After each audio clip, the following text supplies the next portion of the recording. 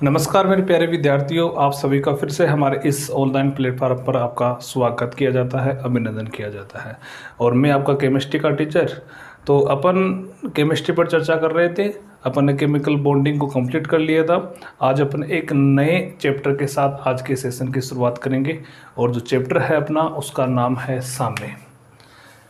क्या नाम है? साम्य नाम है, जिसको इंग्लिश में कहा जाता है इक्विलिब्रियम। क्या कहा जाता है? इक्विलिब्रियम इसको कहा जाता है। हिंदी में इसको कहा जाता है साम्य कहा जाता है। क्या होता है साम्य? बहुत डिटेल से इसको अपन समझेंगे। और ये कौन सी विक्रियाओं में पाया जाता है, ये सारी चीज़ अपन इस चैप्टर में आज डिस्कस करने वाले हैं। इसमें बहुत ही अच्छे क्वेश्चन बनते हैं। इसमें जो थ्योरेटिकल पार्ट होता है उससे भी क्वेश्चन बन जाता है, और इससे न्यूमेरिकल क्वेश्चन भी इसमें बन जाते हैं। तो अपन दोनों चीज़ों को साथ लेके चलने का प्रयास करेंगे कि अपन थ्योरी के पार्ट को भी अपन मजबूत कर सके, और जो न्यूमेरिकल पार्ट होता है उसको भी अपन क्या कर सके, मजबूत कर सके। तो इस तरीके से अपन इस चैप्टर को पढ़ेंगे। तो सबसे पहले साम्य क्या होता है, इस तक अपन पहुँचे इससे पहले मैं आपको थोड़ा सा अभिक्रियाओं के बारे में आपको बताना चाहता हूँ, क्योंकि जब अभिक्रिया अपने समझ में आएगी तभी अपन इस साम्य की बातों को अपन समझ पाएंगे। साम्य क्या होता है इसको मैं डिटेल से समझाऊंगा। इससे पहले अपन किस पर चर्चा करते हैं? रासायनिक अभिक्रियाओं पर चर्चा करते हैं। तो मैं यहाँ पर बात कर रहा हूँ रासायनिक अभिक्रिया। रासायनिक अभिक्रिया, रासायनिक अभिक्रिया जिसको अपन केमिकल रिएक्शन भी कहते हैं। क्या कहते हैं? केमिकल रिएक्शन भी इसको अपन कहते हैं। ठीक है। अब देखो केमिकल रिएक्शन क्या होता है।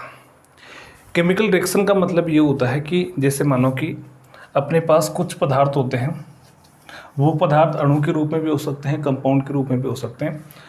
तो उन पदार्थ, जैसे मानो कि अपने पास कोई पदार्थ है, और ये पदार्थ जैसे मानो कि अपने पास दो पदार्थ है। पर मान लेते हैं कि अपने पास कितने पदार्थ है? दो पदार्थ है। इसको मान लेता हूँ ए, और यहाँ पर मान लेता हूँ मैं बी। ये दोनों पदार्थ अलग अलग है। इन दोनों पदार्थों को मैंने क्या किया? आपस में मिलाया, और आपस में मिलाने से ये दोनों आपस में क्या कर गए?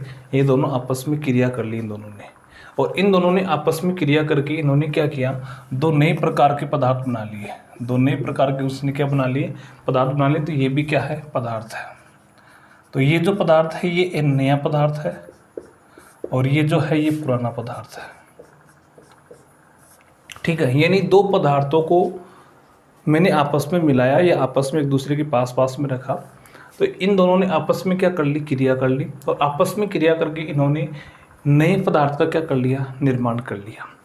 तो अब मैं आपको बताना चाह रहा हूँ कि ये जो चीज़ें हैं, ये जो पदार्थ है, पुराने वाले जो पदार्थ है, इनको केमिस्ट्री में अपन क्या कहते हैं? इनको अभिकारक कहते हैं। क्या करते हैं? अभिकारक। इनको इंग्लिश में रिएक्टेंट कहा जाता है। क्या कहा जाता है? रिएक्टेंट। ये इनको क्रियाकारक भी कहा जाता है।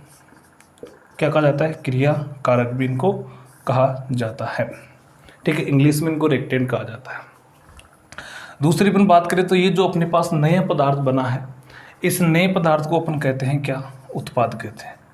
क्या कहते हैं? उत्पाद। इंग्लिश में इसको प्रोडक्ट कहा जाता है। उत्पाद कर देते हैं। और क्या कर देते हैं? इसको इंग्लिश में प्रोडक्ट कर देते हैं। और एक इसका नाम हिंदी में अपन लिखना चाहे तो ये होता है क्रियाफल। इसको क्या कहा जाता है? क्रियाफल कहा जाता है। यानी कहने का मतलब ये हुआ कि ये दो अभिकारक आपस में क्रिया करके एक नए पदार्थ का निर्माण करते हैं, तो उस नए पदार्थ को अपन उत्पाद या क्रियाफल कह देते हैं। तो यहाँ पर इन दोनों ने आपस में क्रिया की, आपस में क्रिया करके ये पदार्थ बनाया। तो इस पूरी प्रक्रिया को अपन क्या कह देते हैं? इसको अपन कह देते हैं रासायनिक अभिक्रिया कह देते हैं। क्या कह देते हैं?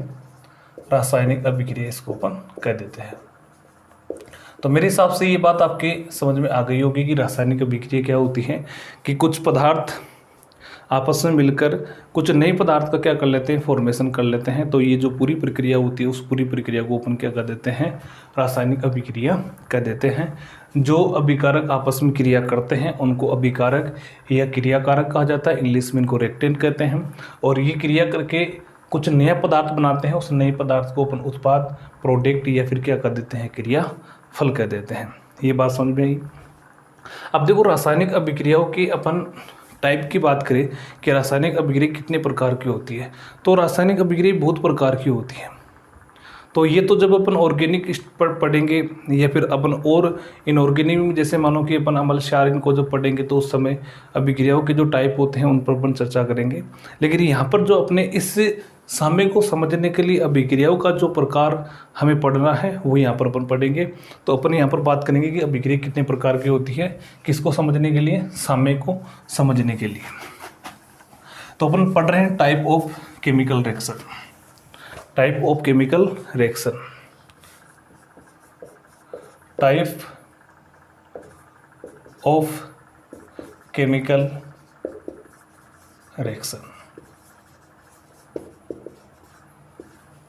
यानी जो रासायनिक अभिक्रिया होती है वो कितने प्रकार की होती है, किसको समझने के लिए, साम्य को समझने के लिए। तो यहाँ पर अपन केमिकल जो रिएक्शन होती है उसकी 2 टाइप की बात करेंगे। कितने टाइप की, 2 टाइप की। तो एक तो होता है इसमें पहली अभिक्रिया होती है उत्क्रमणीय अभिक्रिया। डिटेल से अपन समझेंगे इनको, बहुत आसान चीज़ें हैं। उत्क्रमणीय अभिक्रिया, उत्क्रमणीय अभिक्रिया जिसको इंग्लिश में कहा जाता है रिवर्सिबल रिएक्शन, रिवर्सिबल रिएक्शन इसको कहा जाता है, रिवर्सिबल रिएक्शन। और दूसरी जो होती है उसको कहा जाता है अनुत्क्रमणीय अभिक्रिया। क्या कहा जाता है, अनुत्क्रमणीय अभिक्रिया, अनुत्क्रमणीय अभिक्रिया इसको कहा जाता है। और इसका नाम होता है इरिवर्सिबल, इरिवर्सिबल रिएक्शन। क्या कहा जाता है, इरिवर्सिबल रिएक्शन इसको कहा जाता है। तो ये 2 प्रकार की अभिक्रियाओं की अपनी यहाँ पर बात करेंगे। एक तो उत्क्रमणीय अभिक्रिया जिसको इंग्लिश में रिवर्सिबल रिएक्शन कहा जाता है, और दूसरी होती है कौन सी, अनुत्क्रमणीय अभिक्रिया जिसको इरिवर्सिबल अभिक्रिया कहा जाता है। इन दोनों पर हम चर्चा करेंगे।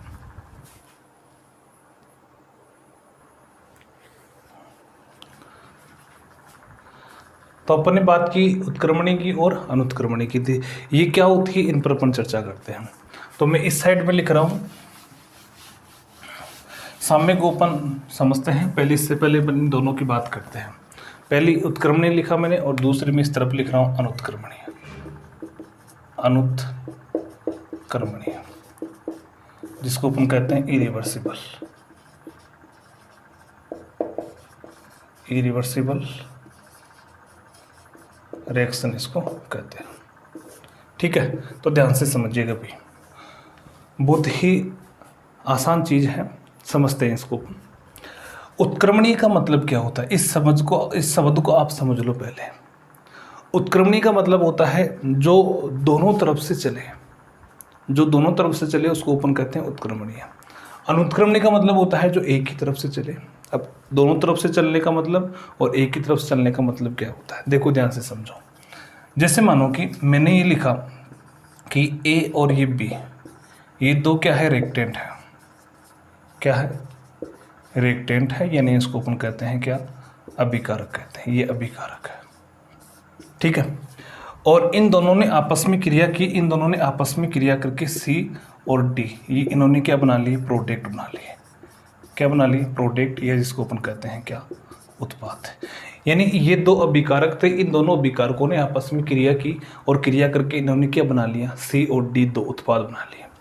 अब क्या हो, यदि उत्पाद मैंने बना लिए और यदि मैं चाहूँ मुझे इन चीज़ों की वापस आवश्यकता पड़ गई, तो यदि मैं इन दोनों उत्पादों से, यदि इन दोनों उत्पादों से मैं इन अभिकारकों को यदि वापस प्राप्त कर सकता हूँ, तो ये अभिक्रिया इस प्रकार से, यानी इन दोनों की क्रिया से वापस यदि मुझे ए और बी मिल जाए, तो इस प्रकार की जो अभिक्रिया होती है उसको अपन क्या कह देते हैं, उत्क्रमणीय अभिक्रिया कह देते हैं। क्या कह देते हैं, उत्क्रमणीय। ये एग्जाम्पल कौन सी अभिक्रिया का है, उत्क्रमणीय अभिक्रिया। यानी कहने का मतलब ये है कि अभिकारक आपस में क्रिया करके उत्पाद बनाते हैं, ये प्रत्येक अभिक्रिया में होता है। लेकिन यदि अभिकारक से उत्पाद तो बन ही रहा है, लेकिन उत्पाद वापस क्रिया करके क्या बना ले, अभिकारक बना ले, तो ऐसी अभिक्रिया को अपन क्या कह देते हैं, उत्क्रमणीय अभिक्रिया कह देते हैं। अब ध्यान से एक चीज़ समझना, मैं आपको और बता रहा हूँ एक चीज़। अभिकारक आपस में क्रिया करके क्या बना रहे हैं, उत्पाद बना रहे हैं। तो यहाँ जो अभिक्रिया हो रही है ऊपर वाली, इस अभिक्रिया को कहते हैं अग्र अभिक्रिया। क्या कहते हैं, अग्र अभिक्रिया इसको कहते हैं। बहुत इंपॉर्टेंट चीज़ है, ध्यान रखना। और इसको इंग्लिश में कहा जाता है फॉरवर्ड रिएक्शन। क्या कहा जाता है? फॉरवर्ड रिएक्शन इसको कहा जाता है। यानी अभिकारक से उत्पाद बनने वाली जो अभिक्रिया होती है उसको कहा जाता है हिंदी में अग्र अभिक्रिया, और इसको इंग्लिश में कहा जाता है क्या? फॉरवर्ड रिएक्शन इसको कहा जाता है। उत्पाद जो बना उस उत्पाद से वापस अभिकारक बनने वाली जो अभिक्रिया होती है उसको कहा जाता है पश्य अभिक्रिया, या प्रत्येप भी इसको कह सकते हैं। पश्य कह दो या प्रत्येप अभिक्रिया इसको आप कह सकते हो, ठीक है। और इसको इंग्लिश में कहा जाता है क्या? इंग्लिश में इसको कहा जाता है बैकवर्ड रिएक्शन। बैकवर्ड रिएक्शन क्या कहा जाता है इसको? बैकवर्ड रिएक्शन इसको कहा जाता है। ये बात मेरे हिसाब से आपके समझ में आ गई होगी। यानी उत्क्रमणीय अभिक्रिया क्या होती है? अभिकारक से उत्पाद बनता है, उत्पाद से वापस अभिकारक बन जाए, ऐसी रिएक्शन क्या कहलाती है? क्या कहलाती है? उत्क्रमणीय अभिक्रिया कहलाती है। सिंपल इसकी परिभाषा अपन बोलना चाहे, डेफिनेशन बोलना चाहे तो वे अभिक्रिया जो अग्र व प्रतीप दोनों दिशाओं में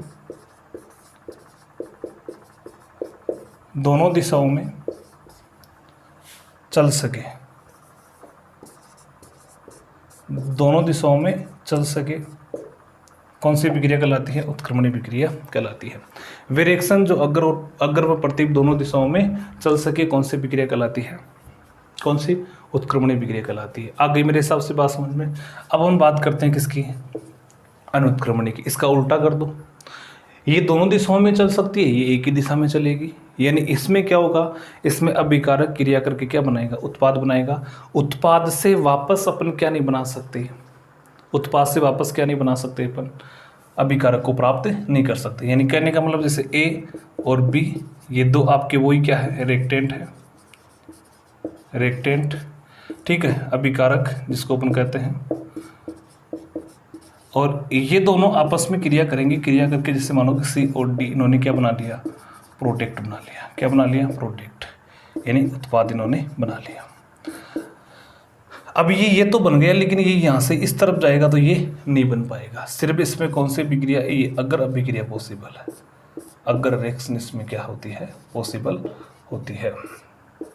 ये इसमें पॉसिबल नहीं होता। तो इस अभिक्रिया को क्या कहते हैं? उत्क्रमणीय अभिक्रिया, अनुत्क्रमणीय अभिक्रिया इसको कहते हैं, ठीक है।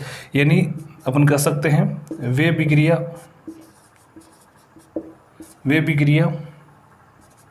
जो केवल एक ही दिशा में चलती है, एक ही दिशा में चलती है, ठीक है। ये बात मेरे हिसाब से आपके समझ में आ गई होगी।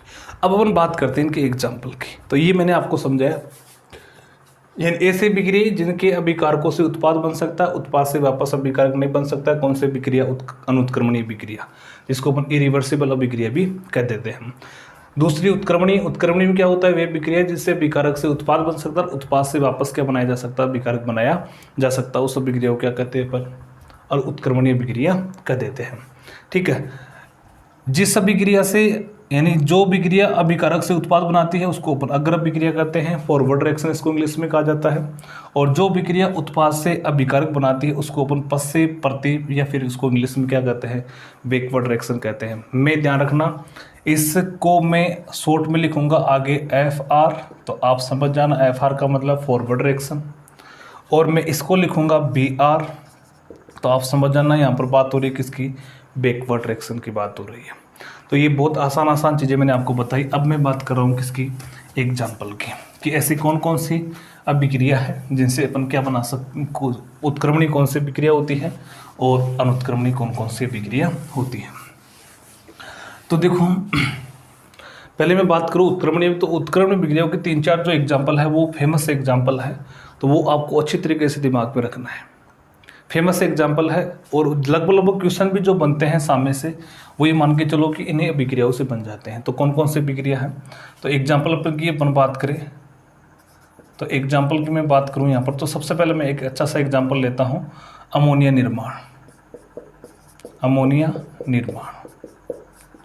अमोनिया निर्माण। तो अमोनिया निर्माण ये जो होता है वो हेबर विधि के द्वारा होता है, इस विधि को कहते हैं हेबर विधि। तो इसकी जो रिएक्शन होती है वो ध्यान रखना एक उत्क्रमणीय विक्रिया होती है। कैसे? जैसे मैंने लिखा N2 + H2 और ये क्या बनाएगी, ये बनाएगी अमोनिया। अमोनिया का सूत्र क्या होता है? NH3 होता है। ठीक है, इसको यदि संतुलित अपन करें तो संतुलित करें तो इस प्रकार से हो जाएगा। ये जो विक्रिया होती है वो एक कौन सी होती है? उत्क्रमणीय विक्रिया होती है। दिमाग में आपके छप जाना चाहिए कि अमोनिया निर्माण की जो हेबर विधि की विक्रिया होती है वो कौन सी होती है? उत्क्रमणीय विक्रिया होती है। दूसरा एग्जाम्पल अपन देखें तो एक एग्जाम्पल ये अच्छा सा एग्जाम्पल होता है SO2 + O2 और इससे बनता है SO3। ये भी एक क्या होती है? उत्क्रमणीय विक्रिया होती है। ये भी क्या होती है? एक उत्क्रमणीय विक्रिया होती है। इसको मैंने संतुलित कर दिया। तीसरा एग्जाम्पल अपन देखें तो PCl3 + Cl2 और इससे बनेगा क्या? PCl5 बनेगा। तो PCl5 के निर्माण की जो विक्रिया होती है वो भी कैसे होती है? उत्क्रमणीय विक्रिया होती है। तो ये कुछ विक्रिया है, इनको आपको अच्छी तरीके से ध्यान रखना है। ये कैसे विक्रिया होती है? उत्क्रमणीय विक्रिया होती है। एक एग्जाम्पल में और लिखना चाहूँ तो ये हो जाएगा H2 + I2 और ये हो जाएगा आपके पास क्या बन जाएगा? 2HI बन जाएगा। तो ये भी एक क्या होती है? उत्क्रमणीय। तो उत्क्रमणीय अभिक्रिया को अपन इस चिन्ह से भी पहचान सकते हैं। उत्क्रमणीय विक्रिया के लिए आपको अभिक्रिया में चिन्ह लगा हुआ मिलेगा। इसका मतलब ये होता है कि अभिक्रिया अग्र और प्रत्येक दोनों दिशाओं में पॉसिबल होती है। अग्र और प्रत्येक दोनों दिशाओं में क्या होती है? पॉसिबल होती है। यहाँ तक कि मैंने बात आपको समझाई। ये उत्क्रमणीय विक्रिया के कुछ फेमस एग्जाम्पल हैं जो आपको याद रखने हैं। बात करें अनुत्क्रमणीय विक्रिया की, इरिवर्सिबल रिएक्शन की, तो इरिवर्सिबल रिएक्शन में एक तो आपको जो योगात्मक विक्रिया लगभग मिलती है वो आपकी लगभग अनुत्क्रमणीय विक्रिया होती है। जैसे अपन बात करें, जैसे पहला एक एग्जाम्पल अपन देखें तो कार्बन का दहन। जैसे कार्बन को मैंने जलाया तो जलाने पर क्या बनेगा? CO2 गैस बनेगी। क्या बनेगी? CO2 gas. तो ये जो विक्रिया होती है वो क्या होती है? अनुत्क्रमणीय विक्रिया होती है। यानी वापस आप CO2 से क्या नहीं बना सकते? कार्बन और ऑक्सीजन को प्राप्त नहीं कर सकते। और जैसे दूसरा एग्जाम्पल अपन देखें तो जैसे दूसरा एग्जाम्पल की मैं बात करूँ तो अवक्षेपण विक्रिया जो होती है उसको भी, ये भी किसका एग्जाम्पल होती है? अनुत्क्रमणीय का होती है। जैसे मैंने लिखा AgNO3 + HCl, तो इससे जो उत्पाद मिलेगा वो उत्पाद मिलेगा आपको AgCl और प्लस क्या मिलेगा इसमें? HNO3 मिलेगा। तो यहाँ पर जो AgCl बन रहा है, ये AgCl जो होता है वो अवक्षेप के रूप में क्या हो जाता है? यहाँ पर नीचे तल में बैठ जाता है। तो ये अवक्षेपण अभिक्रिया होती है। और अवक्षेपण अभिक्रिया भी किसका एग्जाम्पल होती है? अनुत्क्रमणीय अभिक्रिया का एग्जाम्पल होती है। हम देखिए तो अगला एग्जाम्पल जैसे एमल-क्षार की विक्रिया, जैसे NaOH + HCl, तो इन दोनों से क्या बनेगा? इन दोनों से बन जाएगा NaCl प्लस क्या हो जाएगा? H2 बन जाएगा। तो ये विक्रिया भी एक कैसे होती है? अनुत्क्रमणीय विक्रिया होती है। तो ये मैंने कुछ एग्जाम्पल आपको बताए अनुत्क्रमणीय विक्रिया की, कुछ एग्जाम्पल मैंने बनाए उत्क्रमणीय विक्रिया की। तो आपको ये ध्यान रखना है, ये विक्रिया आपको अच्छी तरीके से ध्यान में रखनी है, क्योंकि अपन सामने वाला चैप्टर पढ़ रहे हैं तो सामने वाले चैप्टर में ये विक्रिया अपने बहुत काम में आने वाली है। तो इनको तो अच्छी तरीके से आपको दिमाग में ऐसा का ऐसा क्या करना है? छाप लेना है। ठीक है, यहाँ तक की बातें मेरे हिसाब से क्लियर। ठीक है, अभिकारक से उत्पाद बना, उत्पाद से वापस यदि अभिकारक बना सकते हैं तो उत्क्रमणीय रिवर्सिबल रिएक्शन। अभिकारक से उत्पाद बना, उत्पाद से वापस अपन अभिकारक नहीं बना सकते, इसका मतलब कौन सी अभिक्रिया? अनुत्क्रमणीय अभिक्रिया। ठीक है, अब मैं आपको ये बताना चाह रहा हूँ कि जो अपन ने चैप्टर का जो नाम लिया था वो लिया था मैंने कौन सा? साम्य, जिसको अपन क्या कहते हैं? इक्विलिब्रियम कहते हैं। क्या कहते हैं? इक्विलिब्रियम कहते हैं साम्य। ठीक है, इसको अपन कहते हैं इक्विलिब्रियम। तो सबसे पहली चीज़ तो आपको मैं ये बताना चाह रहा हूँ कि जो साम्य होता है, ये साम्य हमेशा ही कौन से अभिक्रिया से संबंधित होगा? उत्क्रमणीय अभिक्रिया से संबंधित होगा। पहली चीज़ दिमाग पे अच्छी तरीके से सेट कर लेना, साम्य हमेशा उन्हीं अभिक्रियाओं में स्थापित हो सकता है जो दोनों दिशाओं में चलती है, अग्र और प्रत्येक दोनों दिशाओं में चलती है। यानी उत्क्रमणीय अभिक्रियाओं से ही साम्य संबंधित होता है, अनुत्क्रमणीय अभिक्रियाओं से साम्य का कोई लेना देना नहीं होता है। ठीक है, अब साम्य क्या होता है इस चीज़ को आपको समझना है। तो देखो, साम्य पर मैं आता हूँ। मैंने दोनों अभिक्रियाओं को समझा दिया। अब मैं साम्य को समझाने का प्रयास कर रहा हूँ कि साम्य क्या होता है, और आप भी प्रयास कीजिए समझने का, क्योंकि जब तक आप खुद प्रयास नहीं करोगे तब तक चाहे मैं कितना ही समझा दूँ आपके समझ में नहीं आएगा। आप खुद अंदर से एक जिज्ञासा पैदा करो, आप खुद अंदर से एक मतलब आवश्यकता महसूस करो कि मुझे इस चीज़ की आवश्यकता है, मुझे समझना है और मुझे इसको काम में लेना है। यदि ऐसी भावना रखे, यदि आप लेक्चर को देखोगे, लेक्चर को समझोगे, तो बहुत ही अच्छा समझ में आएगा आपके। ठीक है, तो अब अपन बात करते हैं साम्य की। क्या होता है साम्य? देखो, मैं एक एग्जाम्पल दे रहा हूँ, उस एग्जाम्पल से आप समझना। बहुत ही प्यारा एग्जाम्पल है। देखो, जैसे मानो कि ये एक मेरे पास कांच का एक पात्र है। ये कांच का एक क्या है? पात्र है। और इस कांच के पात्र में मैंने क्या किया, इसमें आयोडीन गैस भर दी। कौन सी गैस? आयोडीन गैस को भर दिया मैंने। और इसमें आयोडीन गैस भरा, तो आयोडीन जो गैस होता है, I2 जो होता है वो बैंगनी रंग का होता है। कौन से रंग का होता है? बैंगनी रंग का होता है। ठीक है, तो अभी मैंने आयोडीन गैस भरी इसमें।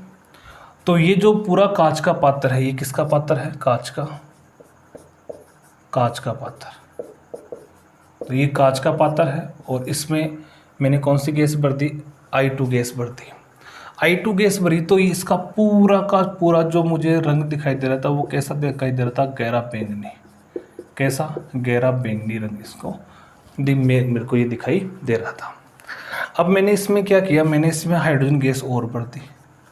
कौन सी भर दी? हाइड्रोजन गैस और भर दी।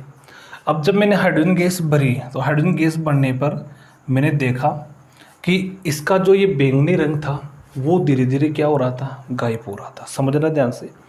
यानी एक कांच का मैंने पात्र लिया और इस कांच के पात्र में मैंने कौन सी गैस भरी? आयोडीन गैस भरी। आयोडीन जो गैस होती है वो बैंगनी रंग की होती है, गहरे बैंगनी रंग की होती है। तो ये जो पात्र था कांच का, ये मुझे पहले कैसा दिखाई दे रहा था? गहरा बैंगनी दिखाई दे रहा था। अब मैंने इसमें हाइड्रोजन गैस और भर दी।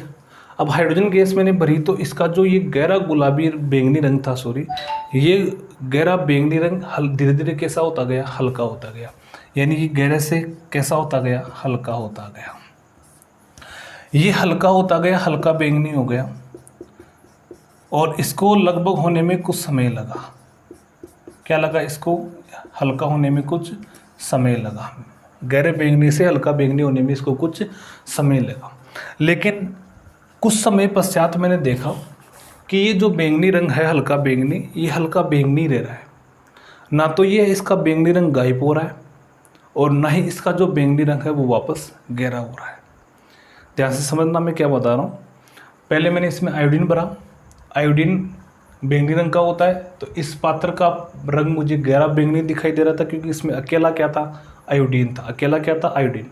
इसमें मैंने क्या भर दिया? इसमें हाइड्रोजन गैस को और भर दिया। जब हाइड्रोजन गैस को मैंने भरा, तो हाइड्रोजन गैस को भरने के बाद भी मैंने देखा कि इसका जो बैंगनी रंग था वो धीरे धीरे क्या हो रहा था? गायब हो रहा था, और ये हल्का बैंगनी होता जा रहा था। कैसा होता जा रहा था? हल्का बैंगनी।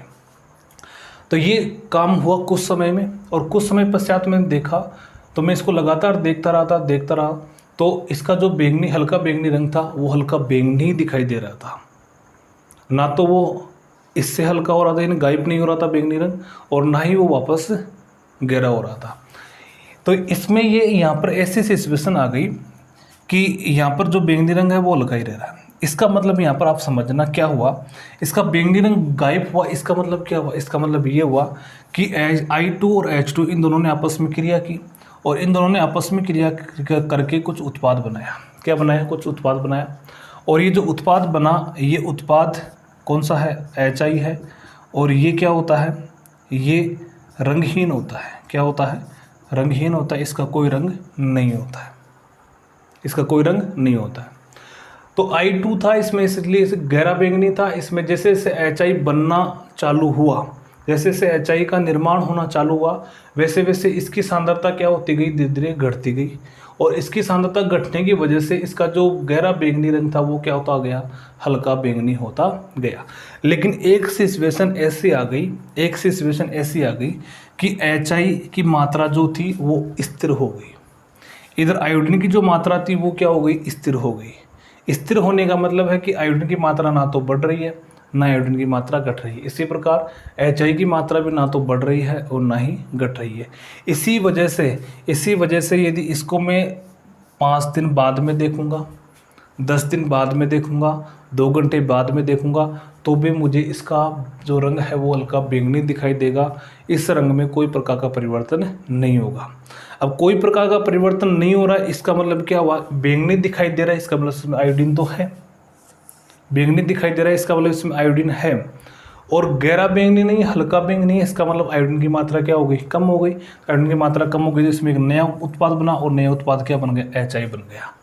तो यहाँ पर कुछ समय पश्चात ये अभिक्रिया एक ऐसी सिचुएशन में पहुँच जाती है, एक ऐसी स्थिति में पहुँच जाती है कि इस स्थिति में अभिकारक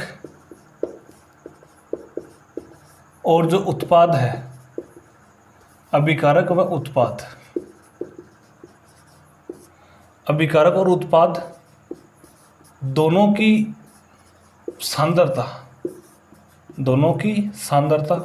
क्या हो जाती है? स्थिर हो जाती है। क्या हो जाती है? स्थिर हो जाती है। स्थिर हो जाती है। तो एक ऐसी सिचुएशन पैदा हो जाती है कि अभिकारक और उत्पाद दोनों की सांद्रता क्या हो जाती है? स्थिर हो जाती है, जिसके कारण से इस रिंग में किसी प्रकार का कोई परिवर्तन नहीं होता है। तो इसी स्थिति को अपन क्या कह देते हैं? यहाँ पर साम्य कह देते हैं। क्या कह देते हैं? साम्य, या इसको अपन इक्विलिब्रियम भी इसको कह देते हैं। तो मेरे हिसाब से ये बात इस एग्जाम्पल से आपकी थोड़ी बहुत समझ में आ गई होगी कि ऐसी सिचुएशन उत्क्रमणीय अभिक्रिया में उत्पन्न हो जाए जिससे अभिकारक और उत्पाद दोनों की सांद्रता स्थिर हो जाए। अभिकारक और उत्पाद इन दोनों की सांद्रता क्या हो जाती है? स्थिर हो जाती है। यानी साम्य उत्क्रमणीय अभिक्रिया में एक ऐसी स्थिति होती है, एक ऐसी परिस्थिति होती है जहाँ पर अभिकारकों की और उत्पादों की सांद्रता क्या हो जाती है? स्थिर हो जाती है। उसको अपन क्या कह देते हैं? साम्य कह देते हैं। क्या कह देते हैं? साम्य। ठीक है, ये बात मैंने आपको समझाई। अब मैं यहाँ पर कुछ चीज़ें आपको समझा रहा हूँ। जैसे मानो कि मैंने एग्जाम्पल लिया H2 + I2, इसी एग्जाम्पल को अपन लेके चल रहे हैं और इसमें आपका उत्पाद बनता है क्या? 2HI बनता है। ठीक है, तो एक तो देखो, एक चीज़ मैं आपको बताना चाह रहा हूँ, यहाँ पर नोट डाल के आप लिखना, इस चीज़ को नोट डाल के लिखना। किस पर? साम्य पर। साम्य पर मैं कुछ चीज़ें आपको बता रहा हूँ, उसको नोट डाल के आप नोट कर लेना अच्छी तरीके से। तो देखो क्या बता रहा हूँ मैं। एक तो साम्य पर अभिकारकों की सांद्रता यानी कॉन्सेंट्रेशन ऑफ रिएक्टेंट बराबर सांद्रता किसकी? उत्पादों की सांद्रता।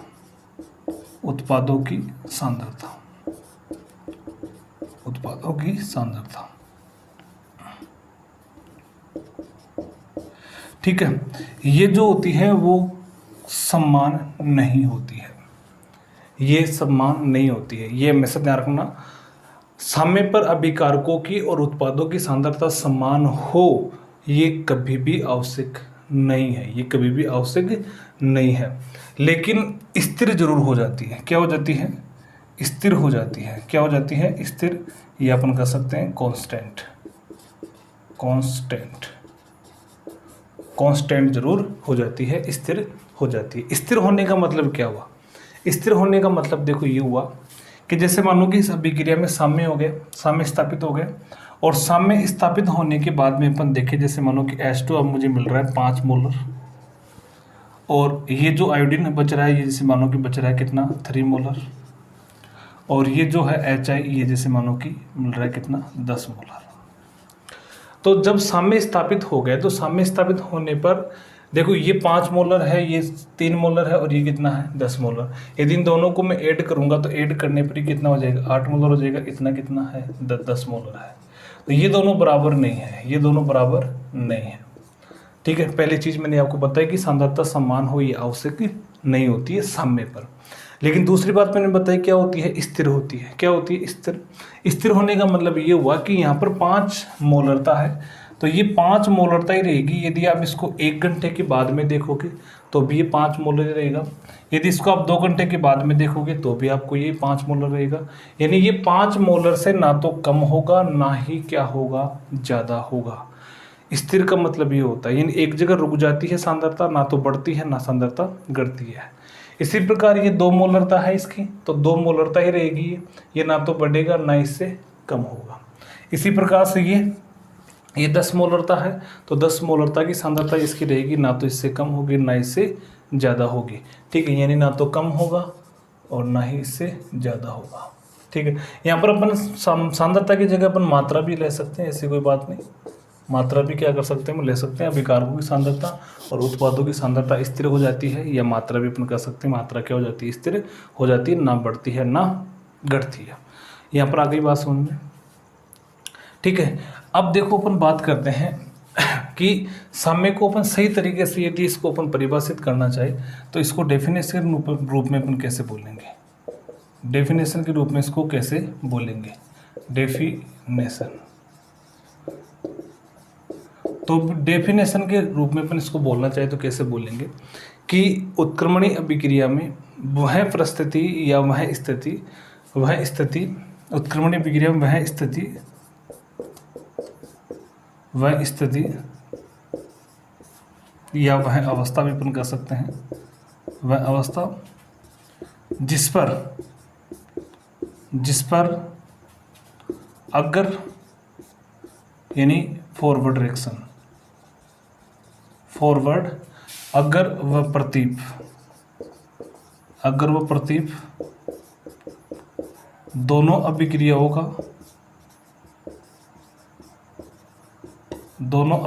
का वेग समान हो जाता है, दोनों अभिक्रियाओं का वेग समान हो जाता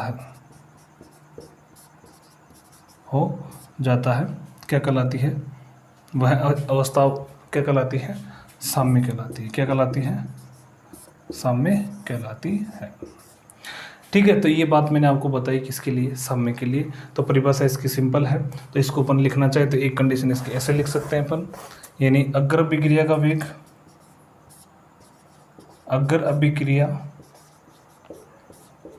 वेग बराबर हो जाएगा प्रतीप अभिक्रिया का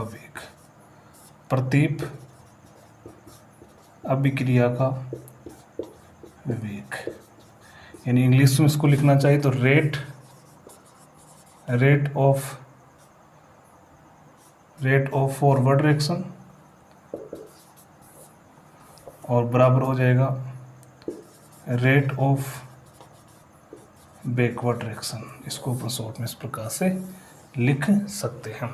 तो साम्य पर ध्यान रखना, अग्र अभिक्रिया का वेग और प्रतीप अभिक्रिया का वेग क्या हो जाता है, समान हो जाता है। या अपन ये भी कह सकते हैं कि अभिकारक से उत्पाद बनने की दर, यानी यहाँ पर इसको अपन समझना चाहिए कि ये दोनों अभिकारक है, ये दोनों क्या है, अभिकारक है। इसको मैं मिटा देता हूँ नीचे से, इसको मैं यहाँ पर इस तरीके से भी समझा सकता हूँ आपको। क्या होगा कि यहाँ पर जो ये इधर कौन है, अभिकारक है, ये अभिकारक, और ये क्या है, उत्पाद है, ये क्या है, उत्पाद है। तो देखो अभिकारक से उत्पाद बनने की दर, यानी उत्पाद बनने की दर, और इधर से अभिकारक बनने की दर, अभिकारक बनने की दर, ये दोनों क्या हो जाती है, ये दोनों क्या हो जाती है, समान हो जाती है। ये दोनों क्या हो जाती है, समान या इक्वल हो जाती है। क्या हो जाती है, इक्वल हो जाती है। तो ऐसी स्थिति को अपन क्या कर देते हैं, साम्य कर देते हैं। ठीक है, तो आज के सेशन को अपन यहीं कंप्लीट करते हैं। अपन ने साम्य को समझा, साम्य क्या होता है और इसमें कौन कौन सी चीज़ों को हमें ध्यान रखना है, ये बातें अपन ने की। आगे वाले लेक्चर में अपन साम्य के जो गुणधर्म होते हैं, प्रॉपर्टी जो होती है, उनको अपन समझेंगे, और बाकी साम्य पर क्या क्या चीज़ें होती है, उन सारी चीज़ों को अपन आगे डिस्कस करेंगे। तो आप हमारे चैनल को सब्सक्राइब कीजिए और ज़्यादा से ज़्यादा शेयर कीजिए। ठीक है, और यदि आपको कोई चीज़ समझ में नहीं आ रही है या आपको कुछ कमी लगती है तो आप इसको कमेंट्स बॉक्स में लिख के बताइए, यदि आपको कुछ पूछना है, कुछ क्वेश्चन पूछना है, तो उसको भी आप कमेंट्स बॉक्स में लिख सकते हैं।